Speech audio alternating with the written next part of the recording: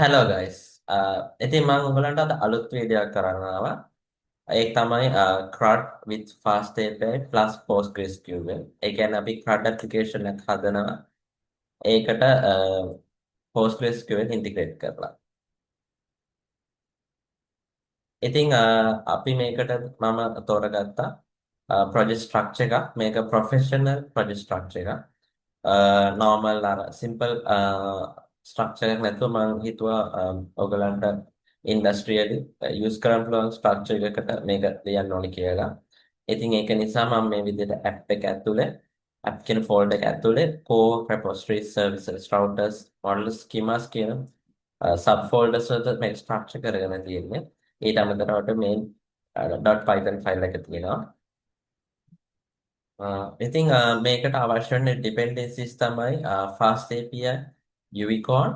අපි මේ දෙක ගැන දන්නවා already. අපි මේක කලින් කතා කරා කලින් වීඩියෝ එකේදී. ඉතින් අලුතෙන් එකතු වෙන එක තමයි Psycho PG2 කියන එක. PG2 binary කියන එක. මේක අපි Postgres DB එකත් එක්ක කමියුනිකේට් කරන්න යූස් කරන dependency එක. ඉතින් ඊට පස්සේ තියෙනවා අපිට SQL alchemy කියලා. ඉතින් මේක ඇත්තටම අපිට raw SQL නැතුව දේවල් simplify කරලා යූස් කරන්න පුළුවන් dependency එකක් නැත්නම් library එකක්. ඉතින් මේක ඇත්තටම ORM එකක් කියලා කියනවා. ORM කියන්නේ object relation mapping කියන එක. ඉතින් මේකෙදි අපිට classes tables වලට rows වගේ දේවල් objects වලට මේගොල්ලෝ මැප් කරනවා. ඒ කියන්නේ අපි Python class එකක් දැම්මොත් ඒ class එක table එකකට මැප් කරනවා. ඊට අමතරව ඒකේ තියෙන objects ටික ඔක්කොම rows වලට මැප් කරලා අර දේවල් simplify කරලා raw SQL උත් පුළුවන්. ඊට අමතරව මේගොල්ලන් දේවල් simplify කරලා ලියන්න පුළුවන් මේ SQL alchemy දාලා. ඉතින් මම මේ ටික තෝරගත්තා අමතරව ඔයගලන්ට dependencies දෙයක් හැටියට අපේ මේ වීඩියෝ එක. ඉතින් database setup එක simple මම හිතන්නේ ඔයගොල්ලන් කලින් databases create කරලා ඇති. ඉතින් ඒක නිකන් just අපි fast create database fast API underscore CRUD කියලා අපි database name එක දීලා ඊට පස්සේ මේ විදිහට table එකක් හදාගන්නවා items දාන්න. ඉතින් මේකෙදි ID එක name එක description එක වගේ දේවල් අපි යූස් කරන ඉතින් ID එක ඇත්තටම අපේ primary key එක විදිහට name එක වාචා හැටියට description එක text විදිහට අපි define කරනවා. ඉතින් මේ තියෙන්නේ ඒ විදිහට හදාගත්ත එකක්. මේක අපි primary key එක විදිහට ගන්නවා. ඊට පස්සේ name එක description එක. right අපි මේ විදිහට table එක හදා ගන්න පුළුවන්. ඉතින් table එක හදාගත්තට පස්සේ මේක simple දෙයක් මම මේක demo කරන්න යන්නේ. right ඊළඟට තියෙන්නේ explanation on the code. ඒ කියන්නේ මම ලියලා තියෙන code එක already දෙන code එක full explanation එකක් කරන්න හදන්නේ. ඉතින් මේ තමයි මම ලියන දෙන code එක. ඉතින් මේකෙදි මම මුලින්ම පෙන්වන්න structure එක. structure එක ඔයගලන්ට පේනවා ඇති app කියන folder එක ඇතුලේ core modules repositories routers schemas services කියන subfolders වලට මේක බෙදලා තියෙනවා. ඊට අමතරව main.py කියන ෆයිල් එක අපිට එළියෙන් පුළුවන් දැන් බලා ගන්න. ඉතින් මම මේ මුලින්ම මේ main ෆයිල් එක ගැන පොඩි explanation එකක් දෙන්න. මේකෙදි අපි ඉස්සෙල්ලම from fast API import fast API. ඒ කියන්නේ fast API class එක අපි import කරලා තියෙනවා fast API instance එකක් හදාගන්න.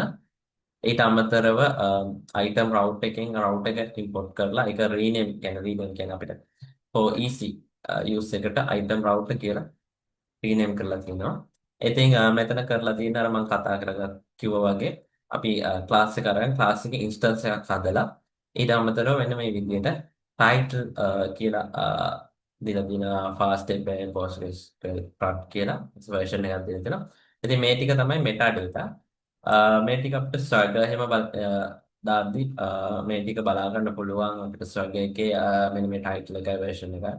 ඊට අමතරව අපිට මෙතන තියෙනවා අර අපි රීනේම් කරගත්ත item route එක මෙතන අපි ඉන්ක්ලූඩ් කරලා route එකක් විදිහට ඊට පස්සේ දීපු තියෙනවා prefix එකක් items කියලා. ඉතින් මේ route එක ඇතුලේ තියෙන හැම දෙයක්ම හැමතිස්සෙම items කියන prefix එක ඇතුලෙන් තමයි යන්නේ. ඊට පස්සේ අපිට tag එකක් ඕනනම් දෙන්න පුළුවන් items කියලා.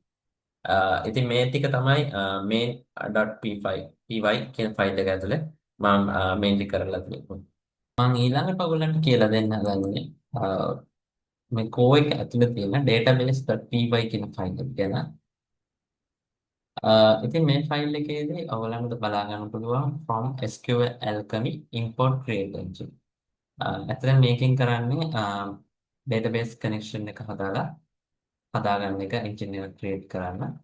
ඉතින් ඊට පස්සේ තියෙනවා from SQL alchemy.orm import session maker declarative base කියලා. session making කරන්නේ database session එකක් හදාගන්න එක. මේ declarative base කෙනකින් කරන්නේ හැම SQL alchemy class එකකටම base class එකක් විදිහට මේක use කරන එක.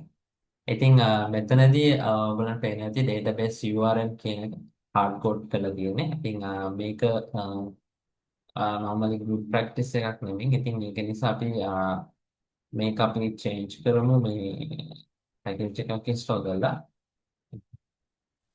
අපිට පුළුවන් install python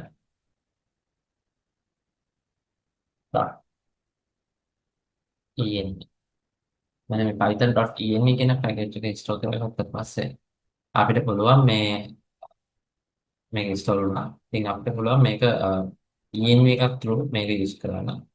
ඉතින් මම best practice එක හැටියට ඉස්සෙල්ලම .env .example එකක් හදනවා. මේකදී අපිට දාගන්න පුළුවන් database URL එක. දාලා මම දානවා place all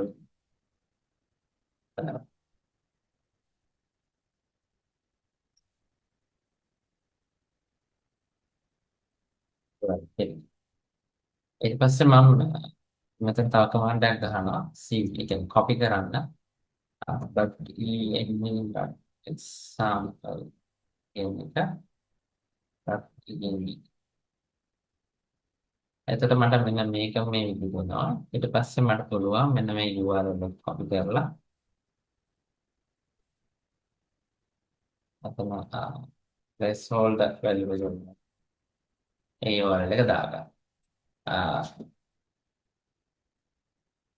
ඉතින් ඊට පස්සේ අපිට පුළුවන් ඉතින් ඊට පස්සේ අපිට පුළුවන් මෙන්න මේක remove කරන්න. ඊට අමතරව අපිට load කරගන්න වෙනවා env එකට. .load.env කියලා දාලා මෙතන දාන්න පුළුවන් os.env කියලා. මෙන්න මේක අපිට import කරගන්න ඕනේ. import os කරලා ඊට පස්සේ අපිට මේක database වලට import කරනවා os.env කරනවා. මෙතන තියෙන URL එක තමයි මෙතන set වෙනවා. right. ඉතින් මේක professional practice එකක් අපිට වෙන dev කෙනෙක් වුණත් අපි git එකකින් clone කරලා ගත්තේ අපිට ඇත්තටම commit කරන්නේ .env.example කියන එක. ඉතින් එයාට මේ වගේ command එකක් ගහලා එයාට .env එක දාලා එයාගේ local තියෙන credentials මෙතනට දාගන්න පුළුවන්. ඒක තමයි normally industrial practice එක. ඉතින් මම මේ වීඩියෝ එකේදී ඒකත් ඔයගලන්ට කියලා දෙන්න බලාපොරොත්තු වුණා. ඉතින් ඊට පස්සේ ඔයගලන්ට පේන ඇති මේ engine equal create engine database URL. අතර මේකෙන් අපි කලින් import කරලා වගේ අපි මේකෙන් කරන්නේ database connection එක හදාගන්න එක. ඊට අමතරව ඔයගලන්ට පේන ඇති pool_pre_ping equal true කියලා තියෙනවා. ඉතින් මේකේ අපි කරන්නේ ඇත්තටම මොකක් හරි connection එකක් stale වෙලා තියෙනවා නම් ඒ connection එක reuse කරන එක. අලුතෙන් connection එකක් හදන්න නැතුව ඒක reuse කරන එක. ඉතින් pool එක ගොඩක් connections හදා හදන එක හොඳ වැඩක් නෙමෙයි. ඒක මොකක් හරි කනෙක්ෂන් එකක් අපේ තියෙනවා නම් ඒක දැනට යූස් කරන්න නැතුව ඉතින් ඒ කනෙක්ෂන් එක රියුස් කරන එක තමයි මේ pool_pre_ping කියන එක through කරාම වෙන්නේ. ඉතින් මේකත් හොඳ ප්‍රැක්ටිස් එකක් නිසා මම මේකත් ඉන්ඩස්ට්‍රියල් හොඳ ප්‍රැක්ටිස් එක නිසා මම මේකත් දාලා තියෙනවා.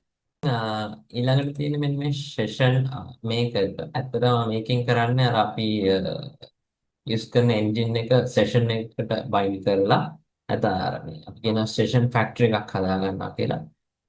ඒ විදිහට බයින්ඩ් කරලා අපිට රික්වෙස්ට් එකකට හැම රික්වෙස්ට් එකකටම මේ සෙෂන් එකක් හදාගන්න පොන්ඩිස් තමයි මෙතන තියෙන්නේ.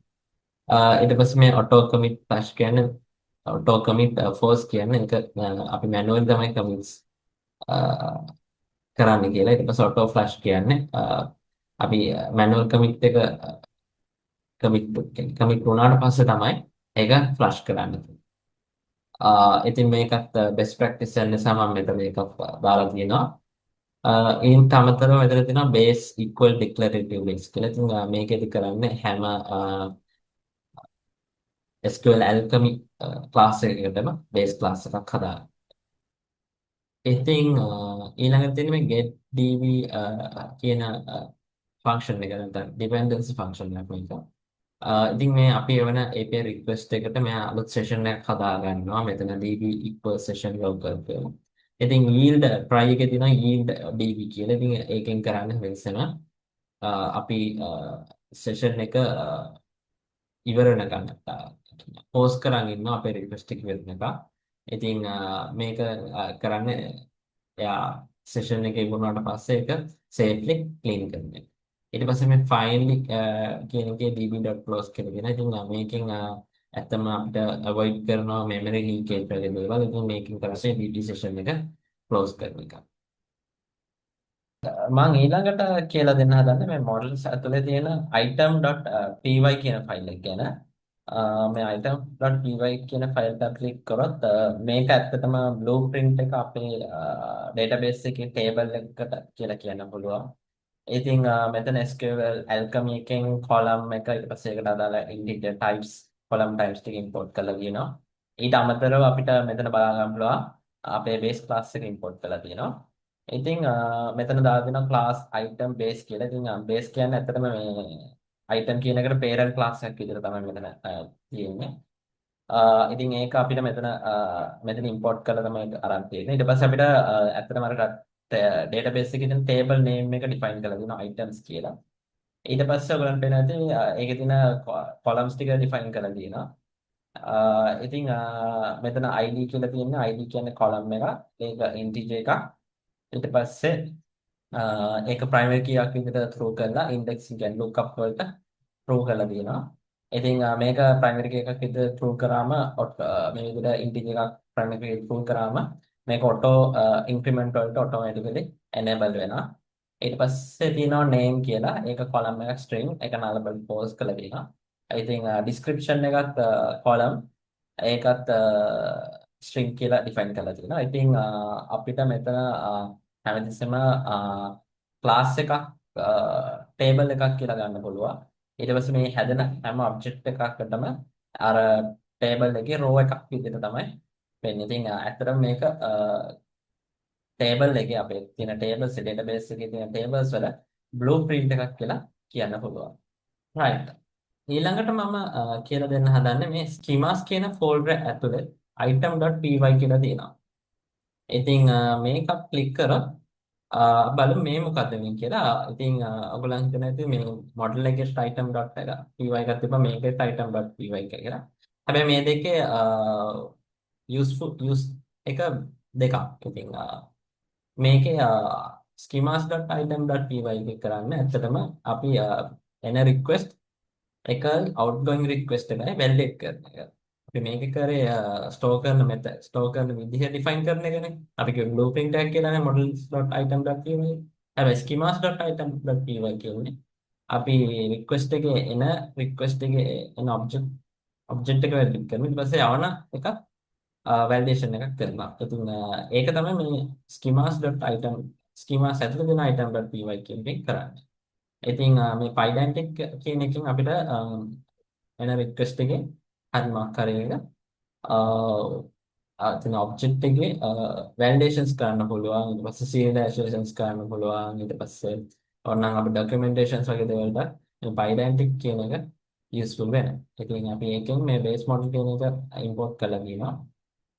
ඉතින් මෙන්න මෙතන අපි බේස් මොඩල් එක යූස් කරලා තියෙනවා. අයිටම් ස්කිමා එකට. ඊට පස්සේ ඒකේදී අපි දීලා තියෙනවා name කියන එක string. මෙහෙම මේක දැනනම name කියන එක string කියලා. මේකෙදි මේක required field එකක් විදිහට යනවා.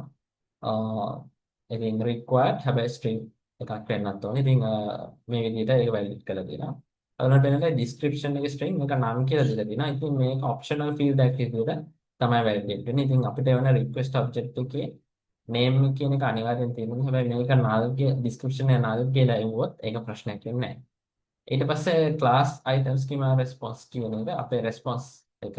ඉතින් මේගොල්ලෝ පේන විදිහට මේක inherit කරලා තියෙනවා මේ item schema කියන එක. ඉතින් ඒක inherit කරලා මෙතන අපිට request object එක අපි id එක එවන්නේ මොකද ඒක auto increment field එක නිසා. ඉතින් ඒක නිසා අපි ඒක මෙතනට define දාලා දෙනවා. define කළා id equal in කියලා.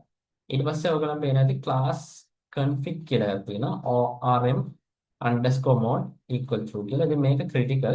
මොකද මේකෙදි අපි response එකෙන් එන්නේ dictionary එකක් නෙමෙයි. එන්නේ object එකක් කියලා අපි define කරනවා. ඊට අමතරව මේකෙන් එන object එකක්. ඒ නිසා ඒක object එකක් එන්නේ කියලා අපි කියනවා. ඊට අමතරව මේක අපේ එන response object එක serializations වලට help කරනවා. ඉතින් මේක තමයි මේ schemas.item.py කියලා කියන්නේ. ඊළඟට මම කතා කරන්න බලාපොරොත්තු වෙන්නේ repositories කියන එක. මොකද්ද මේ repository කියලා බලමු. අපි repository එකේ තියෙන item underscore repository කියලා. ඉතින් මේ ෆයිල් එක අපිට mainly කියන්න පුළුවන් database එකත් එක්ක communicate කරන layer එක කියලා. මේකෙදි session එක import කරලා තියෙනවා, item එක import කරලා තියෙනවා, item schema කියන එක import කරලා තියෙනවා. ඊට පස්සේ අපි class එක define කරලා තියෙනවා class item repository කියලා. ඊට පස්සේ මෙන්න මේක very important add static method. ඉතින් මේකෙන් කරන්නේ අපි මේ class එක use කරලා කෙලින්ම directly method එක call කරන්න පුළුවන් without creating object එකක් හදන්න නැතුව අපිට මේ මෙන්න මේ class name එක දාලා dot කියලා create කියලා අපිට මේ method එක call කරන්න පුළුවන්. මොකද මේක stateless විදිහට තමයි අපි එතකොට මේ item repository එක stateless වෙනවා. එතකොට අපිට මේක කෙලින්ම object හදන්න නැතුව මෙන්න මේ create එක ඕනම method එකක් මේ static method දාගෙන ඕනම method එකක් directly call කරන්න පුළුවන්. ඉතින් ඒක ඇතුළේ තියෙනවා create එකේ ඉතින් මේ අපිට request එකක් ආවම මේ request එක ඇතුළේ insert එක තමයි db insert වල part එක මෙතන තියෙන්නේ. ඉතින් මේකේදී session එකක් import කළා session එක හදා ගන්න ඕන නිසා db session එකක් හදාගන්න. ඊට පස්සේ item schema කියන්නේ අපි validate කරපු data ටික request එකෙන් ආපු. ඉතින් ඒක dictionary එකට convert කරලා item db model එකකට ඒක convert කරලා ඊට පස්සේ ඒක add කරලා දෙනවා db එකට. ඊට පස්සේ commit කරලා දෙනවා. ඊට පස්සේ db refresh කියන්නේ මේ commit කරාට පස්සේ primary keys ටික හැදෙන්න db එක නෑ refresh කරනවා. ඒකට ඒකෙන් තමයි commit වුණාට පස්සේ normal අපි db refresh එකක් කරනවා. ඊට පස්සේ insert කරපු item එක return කරලා දෙන්න. ඉතින් ඒ වගේ ඕලන් පේනදී මේ get all එක all items ගන්න table එකේ තියෙන. ඊට පස්සේ තියෙනවා මේ particular id එකක් filter කරලා ඒකට විතරක් අදාළ database row එක අපි ගන්නවා. database එකේ තියෙන particular row එක primary key එකකට අදාළ ඒ particular row එක ගන්න තියෙනවා. ඊට පස්සේ අපි මෙතන කරලා තියෙන අප්ඩේට් එක කියන්නේ අපි ආයතන වැලිඩේට් කරපු රික්වෙස්ට් එක වැලිඩේට් කරපු data අරගෙන ID එක උත්පේවනවා. ඒ ID එක ඉස්සෙල්ලා බලනවා මේක database එකේ තියෙනවද කියලා. එහෙම තියෙනවා නම් මේක අප්ඩේට් කරන්න තමයි මේ ලියලා තියෙන්නේ. ඊට පස්සේ අර ඉස්සෙල්ලා වගේ මේක රිටර්න් කරලා දෙනවා. ඊට පස්සේ අපි delete එක ලියලා දෙනවා. ඒකත් static method එකක්. ඉතින් ඒකෙත් කරලා තියෙන්නේ item ID එකක් අරගෙන ඉස්සෙල්ලා බලනවා මේ item එක තියෙනවද කියලා. තියෙනවා නම් ඒක delete කරලා ඒක රිටර්න් කරන්න පුළුවන්. right. මේක තමයි basically item underscore repository එක වෙන්නේ. ඉතින් මේක mainly අපේ database එකට communicate කරන layer කියලා අපිට හඳුන්වන්න පුළුවන්. ඊළඟට මම කතා කරන්න බලාපොරොත්තු වෙන්නේ මේ services ඇතුලේ තියෙන item underscore service dot file එක ගැන. නැත්නම් මම කාට කියන්නේ හඳුනා දෙන්න පුළුවන් සර්විස් ලේයර් එක කියලා. ඉතින් මේක තමයි ඇත්තටම රවුටර් අපි මම ඊළඟට කතා කරන්න හදන රවුටර් එකයි මේ රෙපොසිටරි එක. කලින් කතා කරපු රෙපොසිටරි ලේයර් එක මැද ඉන්නේ කෙනා. ඉතින් අපි මේ go through කරලා බලමු මේක මොකද වෙන්නේ කියලා. මේකේ අපි කලින් වගේ session එක ඊට පස්සේ අර අපි හදාගත්ත item repository එක ඊට පස්සේ item schema එක import කරගෙන දෙනවා. ඊට පස්සේ අපි class එක define කරන් දෙනවා item service කියලා. මේකෙදිත් අපි static method එකක් use කරලා දෙනවා. අපිට directly මේ method එක call කරන්න පුළුවන් object එකක් නැතුව ඒ කියන්නේ item service කියලා කෙලින්ම මේ static method එක කෙලින්ම call කරන්න පුළුවන්. ස්ටැටික් මෙතඩ් දැම්මම අපිට මේ මෙතඩ් එක ඩිරෙක්ට්ලි කෝල් කරනවා. ඔයාලා බලන්න මෙතනදී අපි ඩිරෙක්ට් කෝල් කරලා දෙනවා. කලින් කතාවේ ස්ටැටික් මෙතඩ් එක දාපු නිසා කෙලින්ම ක්ලාස් නේම් එකෙන් දාලා ඩොට් දාලා මෙතඩ් එක කෝල් කරලා තිනවා. ඔබ්ජෙක්ට් එකක් හදාගන්න නැතුව. ඉතින් ඒ විදිහට අපිට පේන මේක මේ create එකට එක මෙතඩ් එකයි ලිස්ට් කරන්න ඊට පස්සේ get එකටයි update එකටයි delete එකටයි හදලා දෙනවා. මේ හැම එකෙම අර item repository එක හදාගත්ත .create get all get by id update delete වගේ කෙලින්ම direct call කරලා දෙනවා method එක. ඉතින් මේ සර්විස් ලේයර් එක ඉතාමත් අපි කියන තින් මොකද මේක සිම්පල් ඇප්ලිකේෂන් එකක් නිසා. හැබැයි ඔයගොල්ලන් මොන හරි රියල් ඇප්ලිකේෂන් එකක් ලියද්දී ඒකේ තියෙන ලොජික්ස් මෙතන මේ සර්විස් ලේයර් එකේදී මේක තරමක් ලොකු ලේයර් එකක් වෙන්න පුළුවන්. ඉතින් බේසිකලි මේක මිඩල් සර්විස් ලේයර් එක ඇත්තම රෙපොසිටරි එකයි අපේ රවුටර් එකයි මම ඉන්න කතා රවුටර් එකයි මැද තියෙන ලේයර් එකක්. මේක normally logics ටික අපි business එකට අදාළ logics ටික තමයි අපි ලියන්නේ. මම ඊළඟට කතා කරන්න බලාපොරොත්තු වෙන්නේ routers ඇතුළේ item_router.py කියන ෆයිල් එක ගැන. ඉතින් මේකෙදි fast API වල API router depends import කරලා දෙනවා. API router එකෙන් කරන්නේ අපේ routers organize කරන එක. depends use කරන්නේ fast API වලට dependencies inject කරන. ඊට පස්සේ අපි කලින් කතා කරපු sessions item service ඊපස්සේ database එකෙන් get db item schema response එක මොකද response එක use කරනවා. ඉතින් ඒ වගේ දේවල් අපි මෙතන import කරගෙන තියෙනවා. ඊට පස්සේ අපි API router එකෙන් object එකක් හදාගන්න දෙනවා router කියලා. ඒක මෙතන add router කියන use කරලා තියෙනවා. ඒකෙන් අපිට API එක organize කරලා මේ විදිහට path එක define කරගන්නත් පුළුවන් මේකෙන්. ඊට පස්සේ අපේ මොකක්ද ඒකට එන response model එක. ඒක තමයි items කියන response එක.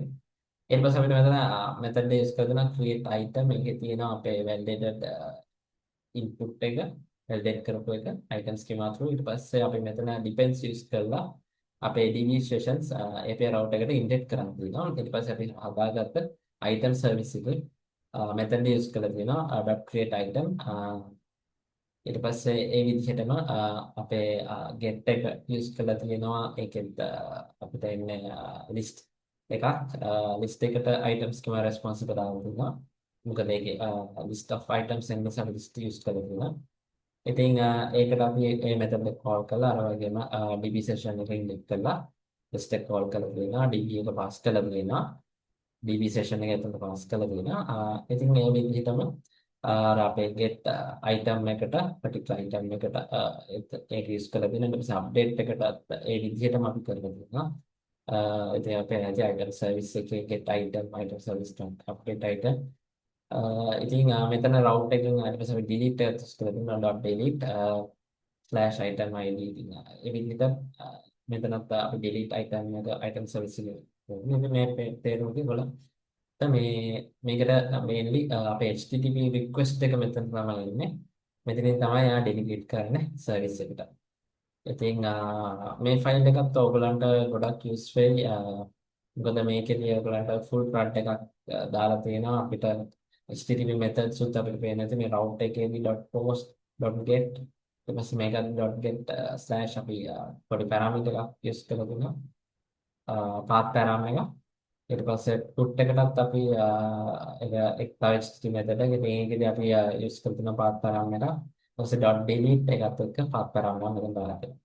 ඉතින් ඔයගලන්ට තේරෙන්නේ නැද්ද මේ item route එකේ දැන් තියෙන අවශ්‍යතාවය මොකක්ද කියලා? ඉතින් මම හිතනවා කෝඩ් එකේ ඔක්කොම තැන් ඔයගලන්ට එක්ස්ප්ලেইন කරා මම කියලා. ඉතින් අපි ස්ලයිඩ් එකට ගිහිල්ලා බලමු ඊළඟ මාර්ක් ගන්න දෙන්න කියලා. ඉතින් ඊට පස්සේ තියෙන අපි සර්වර් එක රන් කරලා ඒක සර්වර් එකේ ඕපන් කරලා බලමු මොනවද කියලා. ඉතින් අපි ඉස්සෙල්ලාම මේ යුනිකෝන් මේ ඩෑෂ් ඩෑෂ් රීලෝඩ් කියලා මේක අප් කරලා බලමු මොකද වෙන්නේ කියලා. දැන් අප් කරනවා මේක ක්ලියර් කරගන්නවා. ක්ලියර් කරගෙන යුනිකෝන් මේ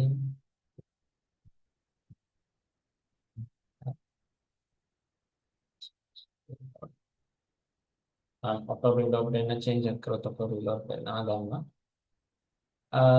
ඉතින් මේ විදිහට අප් කරගත්තම අපි මොනවහරි චේන්ජ් එකක් කරොත් මේ ඔටෝ රීලෝඩ් කරගන්නවා. අපි ඩෑෂ් ඩෑෂ් රීලෝඩ් කියලා දෙනවා. ඉතින් ඔයගලන්ට වෙනද වෙන මේ URL එක මේක දැන් අප් වුණා. ඔව් මේක යූසර් වෝනින් එකක් විතරයි. ඉතින් මෙන්න මෙතනදී අපිට පෝට් එකක් හොයාගන්න පුළුවන් 8000 එක අප් වෙලා තියෙන කියලා. ඉතින් මේක අපි ටෙස්ට් කරලා බලමු ස්වගය එකේ localhost host 8000 /us. මෙහෙම ගැහුවම ඔයගලන්ට පේනවා ඇති අපි අර මේන් එකේ දාපු මෙටා ඩේටා එක. මෙටා ඩේටා ටික fast API PostgreSQL CRUD කියන එකයි version එකයි 1.0 කියන එකයි මෙතනට ඇවිල්ලා තියෙනවා. ඉතින් මේ Python already මේ Swagger වලට support කරනවා. ඉතින් fast API වල Python අපි Python install fast API දැම්මත් ඒක inbuilt මේක /docs කියලා ගහනවා. මේ විස්තර සර්වර් එකක් ගන්න පුළුවන් අපේ තියෙන all the APIs තියෙන ඔක්කොම APIs වලට. ඉතින් අපි නිකන් ටෙස්ට් කරලා බලමු. මේක already මම කලින් දාලා තිබු datas දෙකක් තියෙනවා. ඉතින් මේක list එක ගත්තොත් අපිට මේ විදිහට list එකක් දෙනවා. මම database එකක් පෙන්නන්න මම මෙතන navcat එක දාගෙන ඉන්නවා.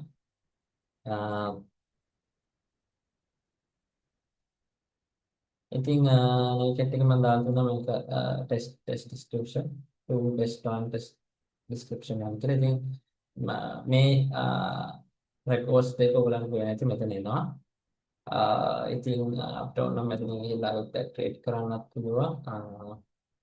එතන ගිහිල්ලා අපි එකක් කරලා try it out කියලා දාලා එතනට දාන්න පුළුවන් අපිට ඕන නම් value එක. නිකන් දාන්න yash with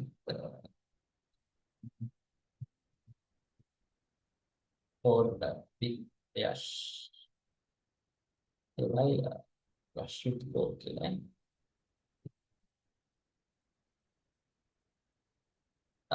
ඉතින් මේක එක්සිකියුට් කරොත් එනනම්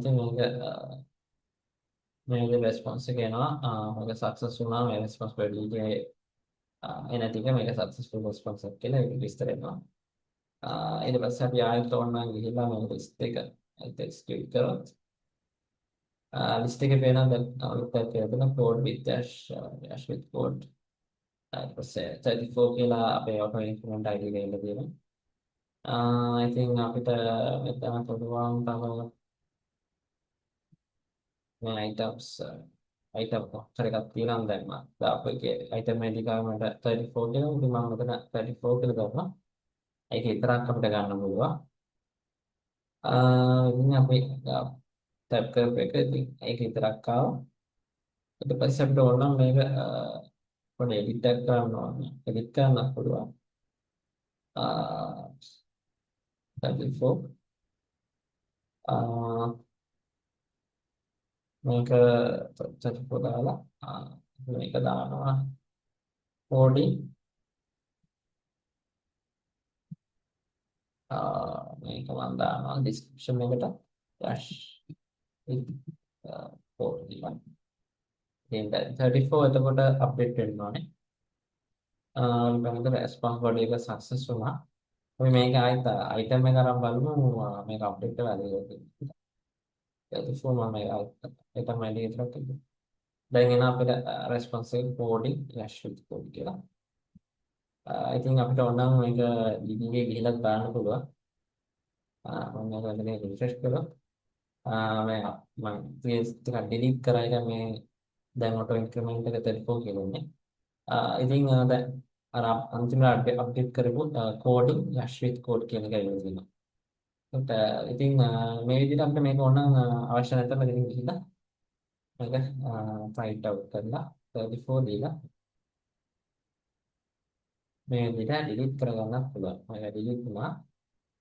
දැන් අපි ගිහින් බලමු DB එකේ ඒක ඩිලීට් කරලා බලමු. මම පේන අර පරණ රෙකෝඩ්ස් දෙක විතරයි දැන් තියෙන්නේ. 35 එක ඩිලීට් කරලා තියෙන්නේ.